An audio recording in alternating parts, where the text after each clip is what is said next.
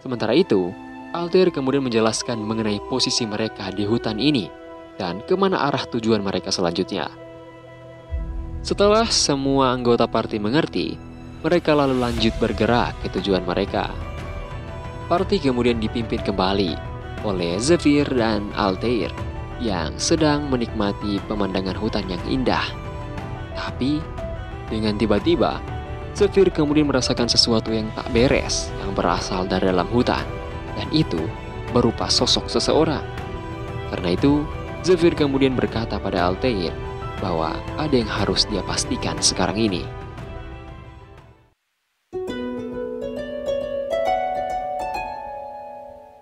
Cerita dibuka dengan Zephyr yang mengingat hutan besar Elven di kehidupan yang sebelumnya. Saat itu, Zephyr mendengarkan temannya yang menceritakan tentang kehidupannya dahulu di kampung halamannya, yaitu hutan besar Elven. Dan berkat cerita dari temannya, akhirnya dia mengetahui bahwa hutan ini merupakan hutan yang memiliki keindahan yang menipu dan dapat menelan korban dari keindahan itu. Saat itu juga, Zephyr kemudian menyuruh Ned untuk segera melindungi putri dan yang lainnya, karena dia merasa mereka semua akan segera diserang. Dan tak berselang lama, akhirnya mereka sampai di suatu tempat yang sangat-sangatlah misterius. Dan diketahui, tempat itu bernama Forest Gate. FYI, Forest Gate ini merupakan makhluk yang melindungi hutan elf ya. Dia semacam gerbang gitu. Ya. Altair pun terkejut karena seharusnya Forest Gate terdapat di bagian terdalam hutan dan tidak mungkin terdapat di bagian luar hutan seperti ini. Di saat yang bersamaan, makhluk itu langsung menghalangi mereka semua untuk memasuki hutan tersebut, lalu mencoba untuk mengusir mereka dari hutan itu. Dan karena melihat hal itu, Zephyr kemudian berasumsi bahwa desa yang akan mereka kunjungi nanti mungkin sudah dikuasai oleh musuh. Tapi sebelum dia menyerang, Altair kemudian menahan Zephyr agar tak menyerang dulu. Saat itu juga, Altair kemudian memperkenalkan dirinya dan berkata bahwa dia hanya ingin berbicara dengan mereka semua atau para elf ini. Tapi sayangnya, makhluk itu kemudian tak ingin berbicara karena dia sudah muak atas semua kelakuan para manusia terhadap tempat tinggal mereka. Dan itu semua dimulai oleh kakak dari Altair. Beberapa tahun yang lalu, kakak Altair membuat kesepakatan dengan Raja Elf mengenai pembangunan pos perbatasan atau desa yang terdapat di antara hutan elf dan wilayah manusia, yang bisa diartikan kayak gencatan senjata mereka lah. Polaris Giornetti atau kakak Altair juga memberikan hadiah gencatan senjata untuk Raja Elf dengan harapan agar dia menerimanya. Tapi sayangnya, Raja Elf malah merasa kalau ini merupakan keputusan sepihak yang membuatnya merasa sangat geram, mungkin marah, kayak tau lah, pokoknya kayak gitu. Karena mengingat itu, sang makhluk kemudian menjadi sangatlah marah dan langsung menyerang pasukan Altair dan Zephyr. Di saat itu juga, seluruh pasukan kemudian terombang-ambing akibat serangan akar dari makhluk tadi. Makhluk itu juga kemudian meledakkan beberapa tempat berpijak para pasukan dan bahkan menyerang Altair dengan sihir miliknya. Tentu saja, karena melihat hal tersebut, para elf yang sedang mengamati menjadi sangatlah puas akan hal itu. Tapi sayangnya, tawa para elf sombong ini tak bertahan lama, sebab dari balik bayangan nampaklah sesuatu. Dan itu adalah Zephyr yang dengan gagahnya melindungi Altair dari serangan tadi. Akibat itu, para elf kemudian menjadi sangatlah kesal karena rencana mereka ternyata tak berhasil, karena mereka tak mengetahui yang mereka lawan sekarang ini bukanlah manusia semata, melainkan seorang naga. Hanya dengan satu perintahnya, gerbang tersebut kemudian langsung terbuka dan memperlihatkan tower tempat elf mengintai mereka. By the way, si Zephyr ini pakai skill eksklusif yang orang-orang yang punya jantung naga gitu. Oke, lanjut. Saat itu juga, para elf menjadi sangat panik akibat Forest Gate terbuka secara tiba-tiba. Dan kemudian, hanya dengan kedipan mata, 2 dari ketiga elf itu langsung terhempas, dan elf yang terakhir langsung diinterogasi oleh Zephyr dengan cara mengangkat elf itu di batang lehernya. Tapi Zephyr pun tersentak dan dengan tiba-tiba sadar bahwa elf ini tak seperti elf lainnya. Namun, kejutannya tak sampai di situ saja. Mendadak, tempat Zephyr berpijak kemudian hancur seketika akibat serangan sesuatu, sehingga membuat Altair khawatir kepadanya. Tapi, tentu saja Zephyr dapat menangkis serangan itu, walau dia sedikit terluka. Di saat itu, Zephyr pun tersenyum karena dia sangatlah mengetahui orang yang menyerangnya, dan itu adalah salah satu dari 10 orang terkuat di benua. Daryl, sang dewa pemanah, yang juga merupakan rekan seperjalanan Zephyr di kehidupan pertamanya.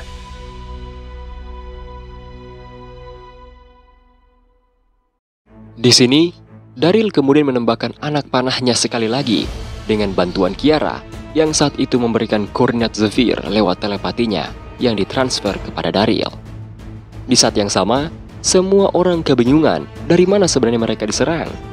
Karena hal tersebut, salah satu anggota party kemudian menggunakan skillnya yang dapat membuatnya melihat apapun melewati golemnya. Tak berselang lama, dia pun melihat dari mana serangan itu berasal. Tapi, dia pun kaget karena serangan tadi bukanlah sihir, melainkan anak panah yang ditembakkan 1 kilometer dari tempat mereka berpijak. Anak panah tadi kemudian menuju tepat ke arah Zephyr, dan dia pun berhasil menangkis anak panah itu menggunakan pedangnya. Sontak, semua orang yang melihatnya kemudian kaget karena apa yang mereka lihat tadi. Namun, walaupun Zephyr dapat menangkisnya, dia tetap mendapatkan luka akibat itu. Dan karena menyadari itu, Kiara pun menyuruh Daryl untuk melepaskan seluruh kekuatannya untuk membidik Zephyr yang dikiranya sudah melemah saat itu. Dan ya, Daryl pun mengikuti kata saudarinya. Serangan Daryl yang bernama Red Meteor pun diluncurkan yang mengarah tepat ke arah Zephyr saat itu. Tapi, dengan tiba-tiba di tempat tersebut terdengarlah sesuatu. Bang, lari bang, ada meteor. Tapi, bukannya lari, Zephyr malah cengar-cengir melihat serangan itu mengarah padanya. Tapi ternyata, dia cengar-cengir bukan tanpa alasan. Karena dengan tiba-tiba, Zephyr pun menggunakan mode hybridnya, kemudian mengayunkan pedang itu dengan pelan, dan membentuk sebuah pola. Di saat itu, Ned pun terkejut dengan apa yang dia saksikan oleh kedua matanya. Karena ayunan milik Zephyr, dengan tiba-tiba membentuk seekor naga emas, yang langsung menghancurkan serangan meteor milik Daryl. Di saat yang sama, Ned pun sadar dengan sebutan masternya, yaitu Jin Wang Ryu, yang ternyata mengacu kepada naga dalam bahasa timur. Pada awalnya, dia memang tak percaya kalau dalam teknik pedang itu terdapat seekor naga. Tapi nyatanya, dia salah, karena sekarang ini kekuatan yang disaksikan sudah berada di level yang berbeda. Di sisi lain, Kiara kemudian ketar-ketir hingga kena mental karena kebingungan apakah Zephyr ini manusia atau naga. Bahkan, dia merasa sedang melihat naga yang berubah wujud menjadi manusia. Ditambah, sekarang para elf sedang kesulitan dalam menghadapi Blue Dragon. Dan jika ini terus berlanjut, ibunya mungkin akan berada dalam bahaya. Jadi, Kiara pun tak punya pilihan lain selain menyerah dan bersedia melakukan apapun yang diperintahkan oleh Zephyr. Tapi, dia memohon satu hal, agar Zephyr dapat menolong mereka yang sudah berada di ujung tanduk sekarang ini. Sontak, tanpa banyak basa bacot, Zephyr pun berkata bahwa dia akan membantu mereka. Ya, karena memang sih dari awal tujuannya si Zephyr ini buat bantu si para elf ini loh, supaya bisa ngalahin si Blue Dragon. Cerita kemudian berlanjut di kediaman para elf. Di sini, terlihat salah satu elder para elf yang sedang mendiagnosis Grims yang sebelumnya disembuhkan oleh Zephyr. Elder itu pun kaget karena baru pertama kali melihat metode yang semanjur ini. Singkat cerita, elder tadi memperkenalkan dirinya yang bernama Heron. Dia juga memperkenalkan Daryl dan Kiara yang merupakan High Elf kepada Zephyr dan yang lainnya. Oh ya, FYI, High Elf ini merupakan para elf yang paling kuat gitu, dan memiliki ciri khusus bentuk pupil mata yang sangat unik yang menggambarkan kemampuan mereka masing-masing. Tentu, Zephyr sudah tahu tentang hal itu. Tapi, Zephyr merasa bahwa Kiara yang dia temui sekarang berbeda dengan Kiara yang dia temui di kehidupan pertamanya, yang mungkin berhubungan dengan Kiara yang sudah sedikit bertumbuh daripada saat mereka pertama kali bertemu. Namun, Zephyr masih penasaran berapa umur Kiara sekarang, karena dia tak mengerti tentang umur-umur para elf ini. Saat itu, Heron tiba-tiba berkata bahwa ini kedua kalinya mereka menyambut manusia yang datang ke pusat Tree of Life, yaitu tempat ini. Heron berkata bahwa dahulu, sebelum kakak Altair datang ke sini, yaitu si Polaris, ada seseorang yang membahayakan nyawanya demi datang kemari untuk menyelamatkan elf yang terkena racun. Orang itu persis sama seperti Zephyr, yang menggunakan racun dan jarum yang tak biasa untuk menyembuhkan racun Blue Dragon. Dan namanya adalah Fate, yang biasa dijuluki Venomous Snake. Sontak, Zephyr pun terkejut karena mendengar hal itu dari Heron. Sungai yang membentang sepanjang hutan besar Elven berhulu dan berhilir menuju Lake of Life, sumber kehidupan dari para elf. Danau itu sendiri memiliki energi kehidupan paling tinggi di seluruh dunia, serta airnya memiliki kemampuan menyembuhkan. Dan karena itu, tumbuhlah sebuah pohon raksasa yang tumbuh karena nutrisi yang mengalir dari situ. Tentu, karena nutrisi itu juga para petani Danakil mempunyai hasil panen yang luar biasa. Pohon raksasa yang tumbuh akibat nutrisi dari sungai tersebut dikenal dengan sebutan Tree of Life, yang memiliki divine power-nya sendiri dan memberikan kekuatan pada para High Elf, sehingga kerajaan elf bertahan selama lebih dari 2000 tahun. Namun, itu hanya bertahan sampai saat Blue Dragon, sang naga beracun, muncul di inti hutan dan menjadikan danau itu sebagai sarang miliknya. Karena sifat racun dari Blue Dragon, air dari danau tersebut kemudian perlahan menjadi sangat beracun dan mulai menyebar ke seluruh danau dan hutan. Cerita pun berlanjut beberapa hari yang lalu di Kastil Altair. Di tempat itu, mereka sedang membahas mengenai pasukan Danakil yang akan bekerja sama dengan para elf nanti untuk raid Blue Dragon. Masalahnya, sekarang kondisi para elf sudah berada di ujung tanduk, dan karena itu yang ditakutkan adalah orang-orang Danakil itu. Karena mereka menganggap elf bukan sebagai makhluk yang hampir sama dengan manusia, tapi mereka menganggap elf ini sebagai binatang buas. 4 tahun yang lalu, 2 orang High Elf dari kelompok Red Moon dan Black Moon menyerang wilayah Danakil saat itu. Mereka menilai bahwa Danakil adalah milik mereka, dikarenakan air kehidupan mengalir juga ke tempat itu.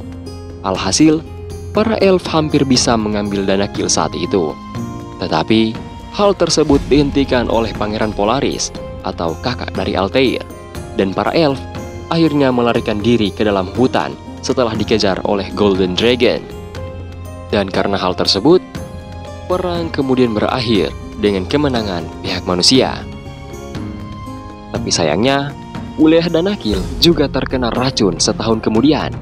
Dan saat itu, Lord Danakil mulai menghentikan rumor buruk tentang elf, karena para elf dibutuhkan untuk menghentikan masalah ini. Karena para penduduk mulai mengira kalau elf lah yang meracuni tanah mereka. Menurut Edwin, akan sulit melaksanakan rencana ini karena ada kemungkinan kedua pihak akan saling mengkhianati ke depannya. Namun, Altair malah berkata bahwa ini merupakan saat yang tepat untuk melaksanakan rencana tersebut. Scene kemudian berpindah di masa sekarang saat Zephyr sedang mengobati para elf. Zephyr mengarang cerita bahwa dia adalah kenalan Fate dan murid dari Master Persephone, sehingga mengetahui cara menggunakan racun dan jarum darinya. Dan karena hal itu, Heron, Kiara, dan Daryl menjadi sedikit lebih baik kepadanya. Saat itu, Kiara takjub karena Zephyr bahkan lebih baik dari Fate. Zephyr pun sedikit menyombongkan diri dan berkata bahwa semua bahan racun ini dia yang ciptakan sendiri, dan yang lainnya berasal dari tubuhnya sendiri. Ya, walaupun yang nyiptain itu si Fate beberapa tahun ke depan sih. Di saat yang sama, Kiara bertanya kepada Zephyr mengenai master dari Zephyr ini.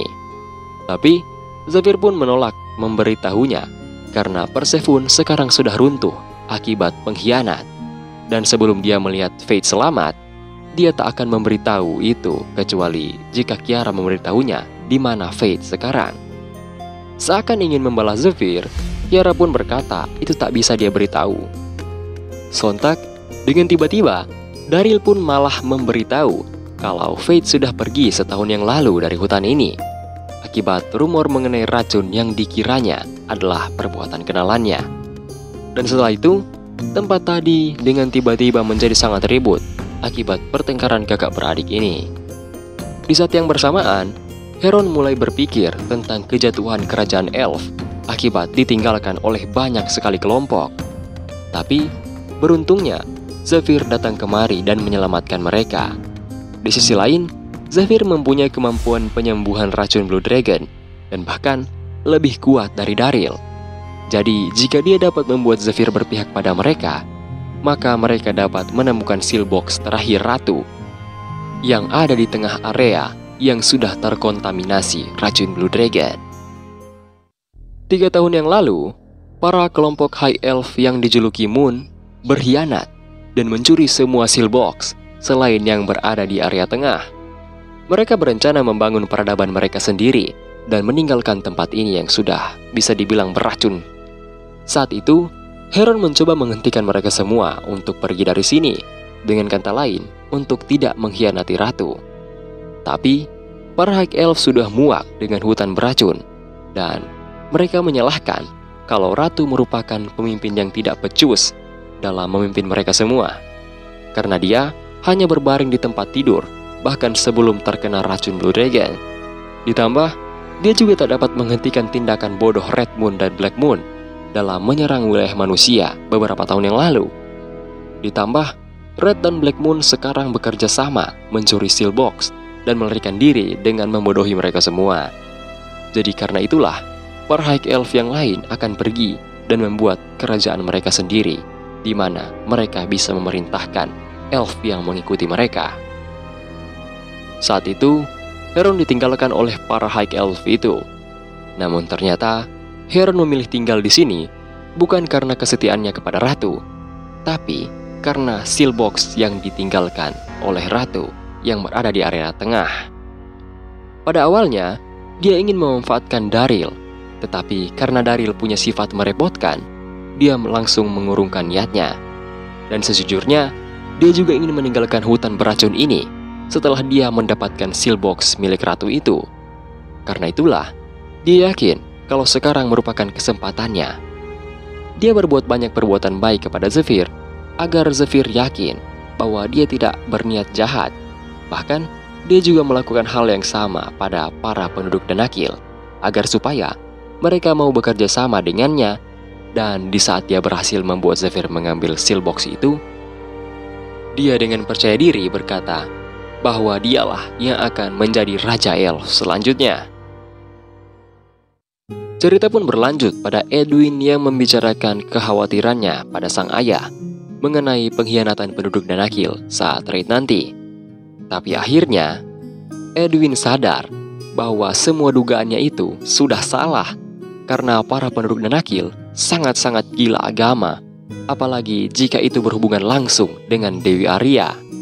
Edwin seharusnya tahu dari awal kalau Altair akan memanfaatkan hal itu untuk mengikat penduduk Denakil yang sangat-sangat patuh kepada dewi mereka ini. Di atas semua itu, Edwin sedikit khawatir dan merasakan firasat buruk mengenai raid Blue Dragon nanti, walaupun firasat buruknya itu bukan berasal dari penduduk Denakil. Tentu, Philip juga merasakan hal yang sama, tetapi dia menyuruh anaknya untuk tetap hati-hati dan memperhatikan sekitarnya, karena hal yang merepotkan mungkin baru akan dimulai. Di saat yang sama, salah satu magician dari Magic Tower yang bernama Milia merasa sangat frustasi karena dia malah dikirim ke daerah terpencil dan kumuh ini untuk bertugas. Ditambah lagi, sekarang ini dia malah bertemu dengan orang yang paling dia benci di dunia ini, yaitu Putri Altair. Dan mungkin karena stres atau apalah, NPC ini malah berpikiran untuk mau membunuh Putri Altair yang cantik jelita yang senantiasa dilindungi oleh MC kita yang tampan dan berani. Anjir, mau nyari mati si NPC ini guys ya.